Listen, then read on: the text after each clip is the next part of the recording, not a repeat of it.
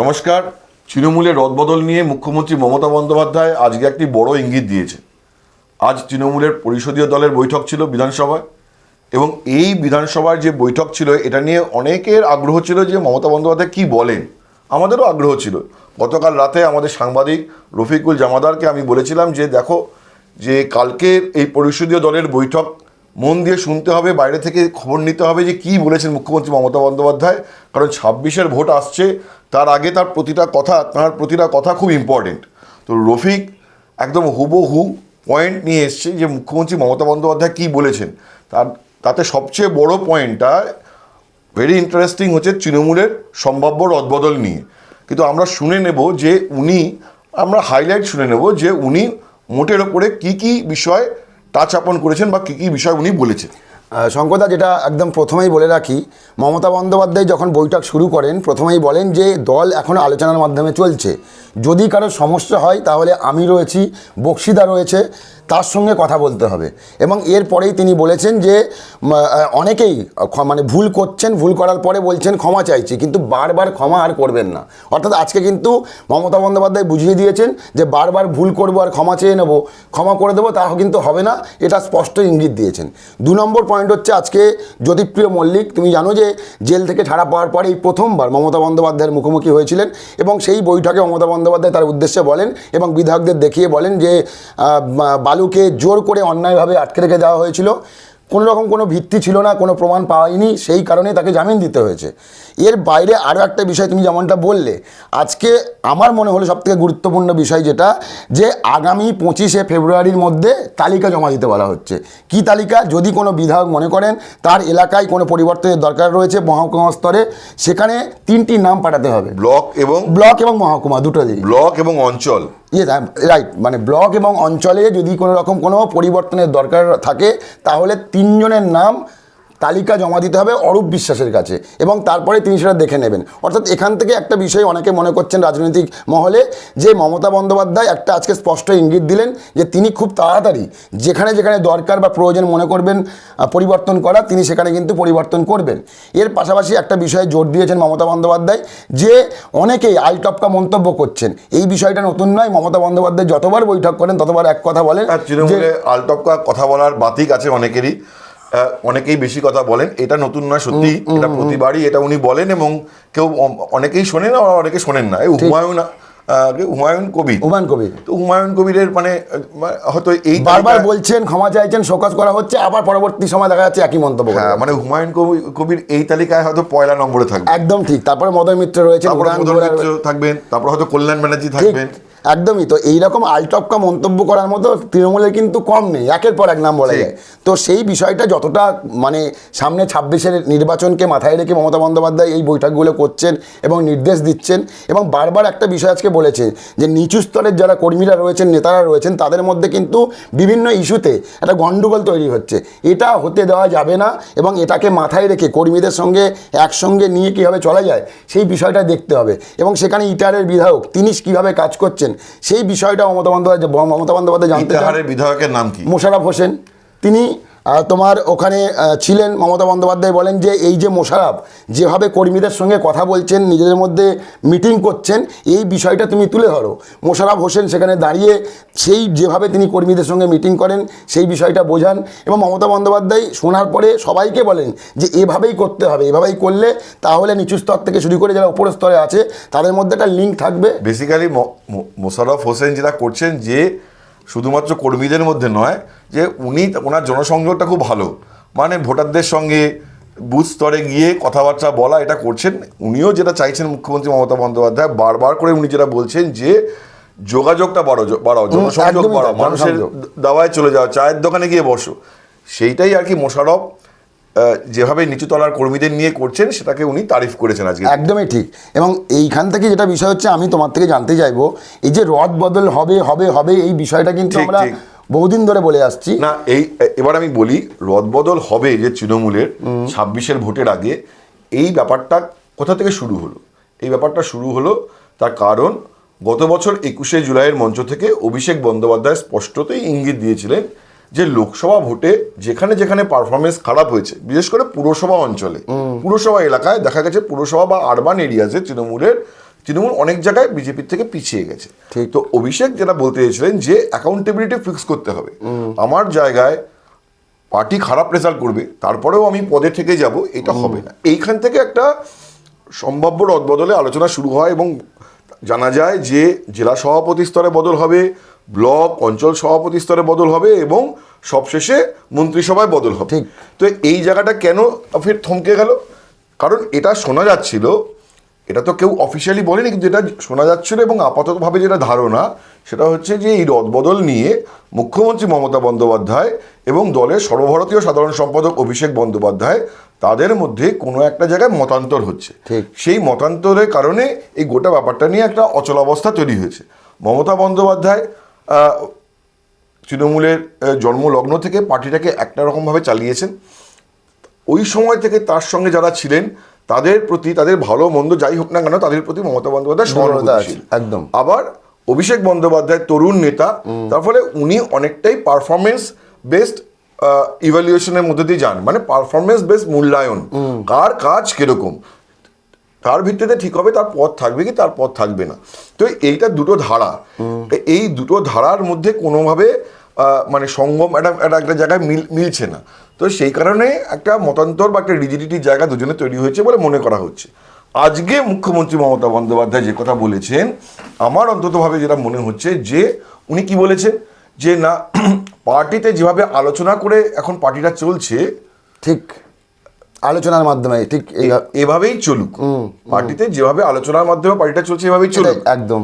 যদি সমস্যা হয় আমি দেখব, বক্সিতা দেখবে। এটা ইন্টারেস্টিং একটা ডিপারচার।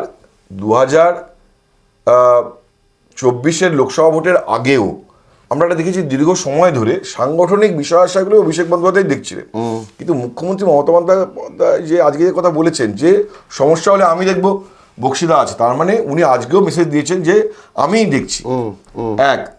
দুই, উনি কি বলেছেন যে মহকুমা এবং অঞ্চল মানে ব্লক এবং অঞ্চল স্তরে যদি সভাপতি বদল করতে হয়, তাহলে যদি তোমাদের মনে হয়, মানে বিধায়কদের যদি মনে হয় বা আপনাদের যদি মনে হয় যে আপনার এলাকায় ব্লকে বা অঞ্চলে সভাপতি বদল করতে হবে, তাহলে 3 জন করে নাম দিন। ব্লকের জন্য 3 জন, মানে ব্লক সভাপতির জন্য 3টে নাম, অঞ্চল সভাপতির জন্য 3টে নাম। কাকে দিতে হবে না? অরূপ বিশ্বাসকে দিতে হবে, মন্ত্রী অরূপ বিশ্বাসকে দিতে হবে 25শে ফেব্রুয়ারির মধ্যে। তার মানে হচ্ছে যে ফেব্রুয়ারি মাসে রদবদলটা হচ্ছে না, কারণ 25শে ফেব্রুয়ারির মধ্যে যদি তালিকা আসে, সুপারিশ আসে, নাম আসে, সেগুলোকে কম্পাইল করা হবে এবং হয়তো উনিও গ্রাউন্ড লেভেল থেকে আরও কিছু রিপোর্ট নেবেন। তারপরে আশা করা যায় যে মার্চ মাসের দিকে হয়তো এই রদবদলটা চূড়ান্ত শেপ নেবে। এমনিতেই জেলা সভাপতি স্তরে কিছু বদল অনিবার্য, হয়তো সেটা মমতা বন্দ্যোপাধ্যায় এবং সেটার সাথে আলোচনা করে ঠিক করে রেখেছেন কিছু জায়গা, এবং শুধু তো জেলা সভাপতি না, এবার অঞ্চল এবং ব্লকেও চেঞ্জ হবে, সেইটা উনি গ্রাউন্ড লেভেল থেকে এমএলএদের কাছ থেকে রিপোর্ট নিয়ে করতে চাইছেন। তার মানে কি? তার মানে এমএলএদেরও কনফিডেন্সে নিয়েই কাজ করতে চাইছেন। এমন নয় যে আইপ্যাকের মতো একটি টিমকে দিয়ে স্থানীয়ভাবে সমীক্ষা করিয়ে, ঠিক আছে, যে করিয়ে নেওয়া। ফলে এটা একটা কিন্তু ইন্টারেস্টিং ডিপারচার। কিন্তু এখানে একটা প্রশ্ন ওঠে শঙ্কদা, অভিষেক বন্দ্যোপাধ্যায় বলেছিলেন যে আমি একটা তালিকা যখন চিকিৎসা করতে গিয়েছিলাম তার আগে দিয়ে গেছিলাম, সেই তালিকাটা তাহলে কি হলো? সেটা তালিকা কি মমতা বন্দ্যোপাধ্যায় মানছেন না? কারণ আবার তো তালিকা দিতে বলছেন।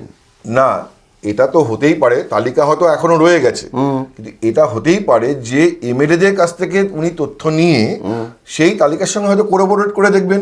আচ্ছা, ঠিক আছে, এটা হতে পারে যে ওই তালিকাতেও কিছু ইতিবাচক সুপারিশ ছিল। ঠিক, আমি বলবো না যে একটা যখন এক্সারসাইজ হয়েছে সেটা একটা পেশাদার সংস্থাকে দিয়েই হয়তো হয়েছে, তারাও তো ওটাকে গ্রাউন্ড লেভেলে গিয়ে দেখেছে, মানে তাদেরও কিছু ইনপুট, ভ্যালুয়েবল ইনপুট থাকতে পারে, ফলে সেটাকে ফেলে দেবে কেন? সেটা হয়তো রেখেই এই যে বিধায়কদের কাছ থেকে নাম নিয়ে আসা, তার মানে দেখো, তার মানে হচ্ছে কি যে ওদেরকেও কনফিডেন্সের মধ্যে নেওয়া। আগের অ্যাপ্রোচটার সাথে এই অ্যাপ্রোচে একটা ডিফারেন্স আছে। এবং উনি বারবার করে বলতে চাইছেন যে আলোচনার মাধ্যমে দল চলুক, আলোচনার মাধ্যমে দল চলুক। তার মানে উনি একটা কনসালটেশনের প্রসেসকে রাখতে চাইছেন দলের মধ্যে। ঠিক আছে, হয়তো ওনার মনে হচ্ছে যে কনসালটেশনের প্রসেসটা কোনো একটা জায়গায় গিয়ে হারিয়ে গেছিল, যেটাকে উনি রিভাইভ করতে চাইছেন, এবং সেটাই কিন্তু বড় ইন্টারেস্টিং বিষয়। এবং এটাই বোঝায় আজকে যে দেখো, আলটিমেটলি তো মমতা বন্দ্যোপাধ্যায় দলের সর্বাধিনায়িকা, ফলে উনি করবেন ঠিক, কিন্তু মানে অভিষেকের টিম করলেও উনি সই করতেন, ফলে পার্টি বলবে যে মমতা বন্দ্যোপাধ্যায় করেছেন। কিন্তু এখানে দেখা যাচ্ছে যে উনি ডাইরেক্টলি উনি নিজে ইনভলভ থেকে এই রদবদলটা করতে চাইছেন, এবং এখানে অভিষেককে অ্যাপারেন্টলি অভিষেক বন্দ্যোপাধ্যায়ের কোনো ভূমিকা আমরা দেখতে পাচ্ছি না। এটা হচ্ছে সবচেয়ে বড় পয়েন্ট আজকের মিটিংয়ে। ঠিক। এবং তার মানে কি, তার মানে হতে পারে যে মার্চ মাসে এই রদবদলটা হবে। একটা আলোচনা তৃণমূলের মধ্যে অনেকদিন ধরে রয়েছে যে তৃণমূলে একটি বড় কর্মী সভা হবে। লাস্ট তৃণমূলের বড় কর্মী সভা হয়েছিল 2023 সালের নভেম্বর মাসে বা ডিসেম্বর মাসে নেতাজি ইন্ডোর স্টেডিয়ামে। ভুলে গেলে চলবে না, ওই মিটিংয়ে কিন্তু অভিষেক বন্দ্যোপাধ্যায় ছিলেন না, ছবিও ছিল না। তা নিয়ে কুণাল ঘোষ অনেক কিছু মন্তব্য করেছিলেন। রাইট। এবং মমতা বন্দ্যোপাধ্যায় বলেছিলেন যে অভিষেকের চোখে একটা সমস্যা হয়েছে, চোখ থেকে রক্ত বেরোচ্ছে, তার সেটা কিন্তু ঘটনা সত্যি, কারণ অভিষেক অ্যাপোলোতে গিয়েছিলেন, চোখের একটা সমস্যা হয়েছিল, তো ছিলেন না। যাই হোক না কেন, অভিষেক ছিলেন না। তো সেই যে 1 বছর 3 মাস আগের কর্মী সভা, তারপর একটা কর্মী সভা হবে। অনেকে লেখালেখি করতে শুরু করেছিলেন যে ফেব্রুয়ারি মাসেই সেই রদবদলটা হবে, এই কর্মী সভাটা হবে। কিন্তু এখন দেখা যাচ্ছে বিধানসভার অধিবেশন চলছে, এই অধিবেশন শেষ হতে 20-21 তারিখ নাগাদ হয়ে যাবে। তারপরে শিবরাত্রির পুজো আছে। শিবরাত্রির সময় হয় কি যে জেলা স্তরে প্রচুর মহিলা কর্মী তারা শিবরাত্রির জন্য ইনভলভ থাকেন, ওখানে তারা উপোস করেন। ফলে কলকাতায় আসা, তার আগে আসা বা তার পরের দিনই আসা একটা ডিফিকাল্টি আছে। সুতরাং আর এই মাসটা এমনিতেই ছোট, 3 দিন কম, তার ফলে এই মাসে আর ওই কর্মী সভা হওয়ার সম্ভাবনা নেই। হয়তো মার্চ মাসেই হবে, গরমটা খুব পড়ে যাওয়ার আগেই হবে, এবং তখন ওই মঞ্চে বা তার আগে পরে মুখ্যমন্ত্রী রদবদলের কথা ঘোষণা করবেন। তো এইটাই আজকে সবচেয়ে বড় পয়েন্ট। সেকেন্ড পয়েন্ট, যেটা কনসালটেশনের মাধ্যমে দল চলা, সেটা আমি বলেছি। থার্ড ইন্টারেস্টিং পয়েন্ট হচ্ছে যে জ্যোতিপ্রিয় মল্লিক। এখন জ্যোতিপ্রিয় মল্লিক এটা বলার পর থেকে অনেকেই বলছেন তাহলে কি জ্যোতিপ্রিয় মল্লিক আবার মন্ত্রিসভায়, এটা তুমি কিভাবে দেখছো? এইটা বলা যায় না যে এর মানেই যে জ্যোতিপ্রিয় মল্লিক মন্ত্রিসভায় আসছেন। উনি জ্যোতিপ্রিয় মল্লিককেও একটা কনফিডেন্স দিতে চেয়েছেন। এবং দেখো, উত্তর 24 পরগনা পলিটিক্সে জ্যোতিপ্রিয় মল্লিকের প্রাসঙ্গিকতা এখনো রয়েছে। তার ফলে আমার যেটা মনে হয় যে জ্যোতিপ্রিয় মল্লিককে মন্ত্রিসভায় না ফেরালেও, ফেরাবেননি না এটা আমি বলছি না, ঠিক আছে, আমি তো শ্রী ভৃগু নই, আর মমতা বন্দ্যোপাধ্যায় মনে কি আছে সেটা জানা খুব কঠিন। কিন্তু পারিপার্শ্বিক যে রাজনীতি এবং যেভাবে চলছে আজকে, যেটা মনে হচ্ছে যে জ্যোতিপ্রিয় মল্লিককে মন্ত্রিসভায় আনাটা খুব ডিফিকাল্ট এই মুহূর্তে। ডিফিকাল্ট মানে আশাটা আমার মনে হচ্ছে হয়তো সম্ভাবনা কম, কিন্তু জ্যোতিপ্রিয় মল্লিককে জেলার সাংগঠনিক ব্যবস্থায় ইনক্লুড করা হবে। এটা হতে পারে যে বীরভূমের মতো উত্তর 24 পরগনা জেলার একটা কোর কমিটি তৈরি করে দেওয়া হবে। সেই কোর কমিটিতে জ্যোতিপ্রিয় মল্লিক থাকতে পারেন, নান্টু ঘোষ থাকতে পারেন, পার্থ ভৌমিক, সুজিত বোস, এরা থাকতে পারেন। সোমনাথ শ্যাম থাকবে বলে আমার মনে হয়। আচ্ছা, সোমনাথ শ্যাম থাকবে মনে হয়। সোমনাথ শ্যামে থেকে এরা একটুখানি অনেক এক ধাপ ওপরে নেই। তো ফলে এরকমভাবে একটা কমিটি করে দিতে পারেন, যে কমিটিতে জ্যোতিপ্রিয় মল্লিক থাকতে পারেন। কিন্তু মন্ত্রী এখনই করা মানে, যদি জ্যোতিপ্রিয় মল্লিক জামিনে মুক্তি পাওয়ার পরেই সঙ্গে সঙ্গে মন্ত্রিসভায় ফিরে আসেন, তাহলে মদনদার মনে আঘাত লাগতে পারে। কারণ হচ্ছে উনিও জামিনে মুক্ত হয়ে সঙ্গে সঙ্গে মন্ত্রিসভায় ফিরতে পারেননি, এত এখনো পারেননি। তার ফলে এইখানে একটা ভারসাম্যের রাজনীতির ব্যাপারটাও রয়েছে। আমার মনে হয় না যে এইটা এখনই, কিন্তু হ্যাঁ, সংগঠনে ইম্পর্টেন্স পাবেন। হয়তো হাবড়া থেকে আরও একবার এই সামনেবার ভোটে টিকিটও পাবেন, লড়বেনও, সেসব ঠিক আছে। কিন্তু মন্ত্রী এখনই হওয়াটা আমার মনে হয় একটুখানি মানে অতি সরলীকরণ হয়ে যাবে আজকের কথা থেকে। কিন্তু একটা বিষয় আমি একটা পয়েন্টে আসবে, এর আগে এটা নিয়ে আলোচনা করছিলাম, 26-এর নির্বাচন নিয়ে মমতা বন্দ্যোপাধ্যায় এখন থেকে ভাবছেন। আজকে এই যে বলছেন যে বারবার মন্তব্য করবেন, ক্ষমা করব না, এটা দিয়ে কি 26-এর একটা মানে মমতা বন্দ্যোপাধ্যায় একটা ভয় দেখানো যে এবারে কিন্তু ভুলভাল মন্তব্য করলে কড়া অবস্থা নেব? মমতা বন্দ্যোপাধ্যায়কে পার্টিতে লোকজন কি বলে? দিদি। তো এই বকা ঝকা উনি করেই থাকেন। কিন্তু উনি কিন্তু খুব যে কঠিনভাবে কাউকে মানে কেউ চরম অন্যায় না করলে, মমতা বন্দ্যোপাধ্যায় তাকে সাসপেন্ড করে দিয়েছেন, দল থেকে বহিষ্কার করে দিয়েছেন। মানে আরাবুল ইসলামের মতো না করলে কাউকে সাসপেন্ড করার নজির নেই। এটা ওনার দিদি সুলভ বকাবকি। মানে আমি গত 15-20 বছর ধরে ওনার যে রাজনৈতিক ঘরানা, ওনার পলিটিক্সটা একটা ইনক্লুসিভ পলিটিক্স, সমাবেশী রাজনীতি। কাউকে বাদ দিয়ে উনি কিন্তু পলিটিক্স মানে উনি সবাইকে নিয়ে চলতে ভালোবাসেন। তুমি দেখবে যে মমতা বন্দ্যোপাধ্যায় হয়তো রেগে গেছেন কারোর প্রতি, কিন্তু রেগে গিয়ে তাকে সতর্ক করছে। নারায়ণ গোস্বামীকে বলেছে, নারায়ণ গোস্বামী তুমি তোমার নিজের এলাকা বাইরে যেও না, কিন্তু ড্রাস্টিক নারায়ণ গোস্বামীকে সঙ্গে সঙ্গে তার বিরুদ্ধে ব্যবস্থা নেওয়া হয়ে গেল। এমনটা নয়, এই নিজার পলিটিক্স মমতা বন্দ্যোপাধ্যায়ের অভিধানেই নেই। হয়তো উনি রেগে আছেন, হয়তো তার উপরে তার অসন্তোষ আছে, হয়তো দেখলে মুখটা ঘুরিয়ে নিলেন, এটা উনি করেন। ঠিক আজকেও আমরা মনে করি দেখলে মুখটা ঘুরিয়ে নিলেন, দেখেও দেখলেন না, ঠিক আছে, দেখেও দেখলেন না, কথা বলবেন না, এটা উনি করেন। আমি তোমার সঙ্গে মিলছে এই জন্যই আজকে আমরা অনেকেই মনে করেছিলাম, আমি কেন অনেকেই মনে করেছিল যে নারায়ণ গোস্বামী আজকে বৈঠকে ঢুকলেই ঝাড় খাবেন বা বকা দেবেন মমতা বন্দ্যোপাধ্যায় বা তাকে কিছু বলবেন, কোনো কথাই বলেননি, ইগনোর করেছেন। মানে তোমার সঙ্গে মিলছে এটা যে মমতা বন্দ্যোপাধ্যায় কারোর উপরে রেগে গেলে তাকে ইগনোর করতে হয়। তার কারণ হচ্ছে যে উনি মানে যে যেভাবেই দেখুক না কেন ওনাকে রাজনৈতিকভাবে প্রত্যেকেই মমতা বন্দ্যোপাধ্যায়ের মূল্যায়ন করার, নিজ নিজভাবে মূল্যায়ন করার একটা অধিকার আছে। সুতরাং কিন্তু আমি যেভাবে ব্যাপারটাকে মনে করি, যেভাবে ওনাকে দেখেছি দলটা পরিচালনা করতে, তাতে উনি তৃণমূল দলটাকে একটা পরিবারের মতো করেই ট্রিট করেন। তাতে কখনো কাউকে তিনি বকছেন, কিছুদিন পরেই তাকে আবার ডেকে নিচ্ছেন, ঠিক আছে। এই কোনো পার্মানেন্ট ব্যাপার নয়, কিন্তু রেগে গেলাম বলে পার্মানেন্টলি রেগে গেলাম, আনটিল আনলেস কেউ যদি ভয়ানক কিছু করে থাকেন, গঠিত কিছু করে থাকেন, তখন কিন্তু তার একটা চিরস্থায়ী তার দাগ থেকে থাকে। বা পার্টি বিরোধী কাজকর্ম করছেন, বা পেছনে কোনো ষড়যন্ত্র করছেন বলে তার কাছে খবর, বা অন্য দলের সঙ্গে আঁতাত করে চলছেন, হ্যাঁ, তৃণমূলে রয়েছেন, বিজেপির সঙ্গে আঁতাত করে চলছেন, এইসব ক্ষেত্রে উনি কিন্তু রাফান টাপ বলে। কিন্তু তুমি দেখো রফিক, সেটা হচ্ছে যে সুব্রত মুখোপাধ্যায় তৃণমূল ছেড়ে বেরিয়ে যাওয়ার পরে মমতা বন্দ্যোপাধ্যায় সম্পর্কে কি না কি বলেছিলেন, ঠিক, আমি আজকে সেটাও তুলছি না, সুব্রত বাবু মারা গিয়েছেন ফলে সেটা বলাও ঠিক নয়, আর ওই কথাটা আমি আনছিও না। কিন্তু পরে তো সেই সুব্রত মুখোপাধ্যায় জায়গা পেয়েছিলেন, মন্ত্রী হয়েছেন বড় দপ্তরে, পঞ্চায়েত, হ্যাঁ একদম, জনস্বাস্থ্য কারিগরিও ছিল। ঠিক। সুদীপ বন্দ্যোপাধ্যায়, এই সুদীপ বন্দ্যোপাধ্যায় তৃণমূলের থেকে, এই সুদীপ বন্দ্যোপাধ্যায় মমতা বন্দ্যোপাধ্যায়ের অগোচরে, মমতা বন্দ্যোপাধ্যায় জানতেনই না, তিনি বাজপেয়ী সরকার তখন তিনি বিজয় গোয়েল এবং প্রমোদ মহাজনের সাথে আলোচনা করে এমন একটা ব্যবস্থা করেছিলেন যে মন্ত্রী হতে চলেছিলেন। মমতা বন্দ্যোপাধ্যায় মন্ত্রিসভার শপথ গ্রহণের দিন সকালবেলা বা আগের দিন রাত্রিবেলা জানতে পেরেছেন যে প্রাইম মিনিস্টার অফিস থেকে লিস্ট পাঠিয়ে জানানো হয়েছে, উনি জানতেনই না। তো তারপরে সুদীপ বন্দ্যোপাধ্যায় দল থেকে বেরিয়ে যান, তখন দল ছাড়ে সাসপেন্ড হন ইত্যাদি প্রভৃতি। সেই সুদীপ বন্দ্যোপাধ্যায়কে আজকে উনি শুধু এমপি করেননি তা নয়, লোকসভায় তৃণমূলের নেতা। এবং শুধু তাই নয়, এই সুদীপ বন্দ্যোপাধ্যায়কে এই লোকসভার টিকিট দেওয়া নিয়ে আপত্তি ছিল অভিষেক বন্দ্যোপাধ্যায়ের। মমতা বন্দ্যোপাধ্যায় ফুট ডাউন যে না, সুদীপকে টিকিট দিতেই হবে, এবং উনি নিজে সুদীপ বন্দ্যোপাধ্যায় হয়ে প্রচারে গেছিলেন।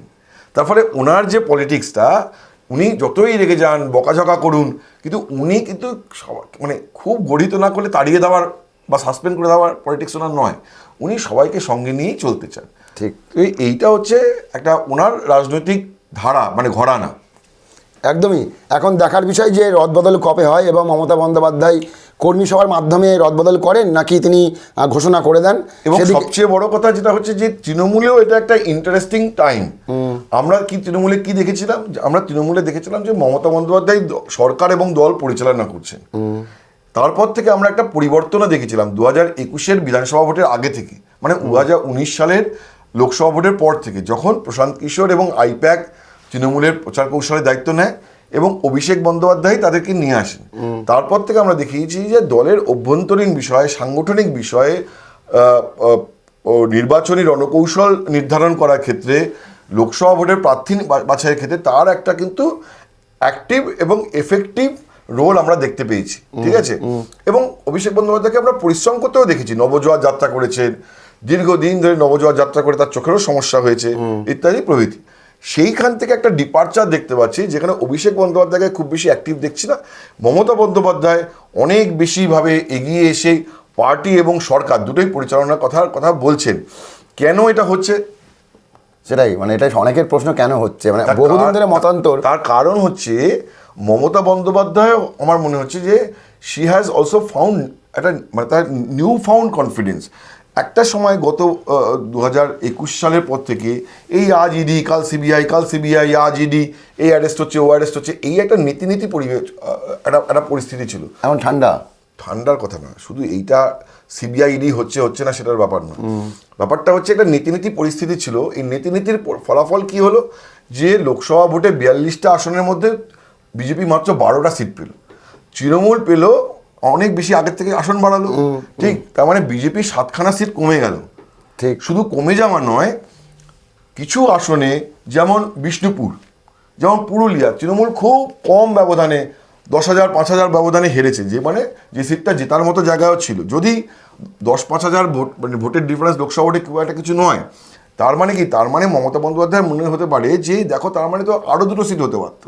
29 তো থেকে এইটা মমতা বন্দ্যোপাধ্যায়কে একটা কনফিডেন্স দিয়েছে যে পশ্চিমবঙ্গের রাজনীতিতে এই মুহূর্তে বিরোধী বলে কিছু নেই, আমি সরকার, আমি বিরোধী, আমি দেখবো যে দলের মধ্যে কেউ বেচাল করছে কিনা বা সরকারে কেউ বেচাল করছে না, কোলে শাস্তি দেবো আমি, আবার সরকার চালাবো আমি, কারণ বিরোধী জায়গাটা শূন্যতাও তৈরি হয়েছে এই জায়গাটা, এবং তাকে একটা কনফিডেন্স দিয়েছে। এবং তিনি যে লোকসভা ভোটে যে চরম একটা নেতিবাচক পরিস্থিতির মধ্যে 29টা আসনে জিতে বেরিয়ে এসছেন দলকে নিয়ে, এবং 29টা আসন মানে আজকে বিরোধী রাজনৈতিক যে জোট, বৃহত্তর জোট, ইন্ডিয়া জোট, সেখানে কংগ্রেস, সমাজবাদী পার্টির পরে তৃণমূলের শক্তি, 3rd লার্জেস্ট পার্টি। তো এইটা একটা বড় তাকে একটা মানে একটা কনফিডেন্স দিয়েছে, যে কনফিডেন্সের বলে তিনি আজকে সরকার এবং দল সমানভাবে পরিচালনা করার একটা নতুন উদ্যম পেয়েছেন। তো এইটাই এই কারণে মানে উনি সবটা নিয়ে নিয়েছেন। এবং অভিষেকের যাতে কোনো একটা তার হয়তো মতান্তরের জায়গা এটাই হচ্ছে, যেটা আমি বললাম যে প্রজন্মের ফারাকের জন্য প্রবলেম। অভিষেক একভাবে ব্যাপারটাকে দেখছেন যে কাজের মূল্যায়নের মাধ্যমে, উনি বলছেন যে শুধু কাজের মূল্যায়নের মাধ্যমে কাটথ্রোট ব্যবস্থা করাটা খুব ডিফিকাল্ট, তার কারণ হচ্ছে এরা পার্টি জন্মলগ্ন থেকে রয়েছে। কিন্তু এখানে ওই অভিষেক বন্দ্যোপাধ্যায় বলতেই মনে পড়লো 21শে জুলাইয়ের মঞ্চ থেকে বললেন যে যেখানে যেখানে খারাপ ফল হয়েছে সেখানে সবাইকে চেঞ্জ করে দেবো। কিন্তু অভিষেক বন্দ্যোপাধ্যায় যে প্যারামিটারের মাধ্যমে চেঞ্জ করবেন বলছেন, সেই প্যারামিটারে গৌতম দেবকে সরাতে হয়, তো মমতা বন্দ্যোপাধ্যায় বলছেন সরানো যাবে না। অভিষেকের বক্তব্য হচ্ছে যে না, যদি সরাতে হয়, যে প্যারামিটার আমি বলছি, একজনকে সরালে সবাইকে সরাতে হয়। তার মানেটা কি? তার মানেটা হচ্ছে যে অভিষেক কাজের ভিত্তিতে মূল্যায়ন করছেন, যেটা আমি বললাম। ঠিক।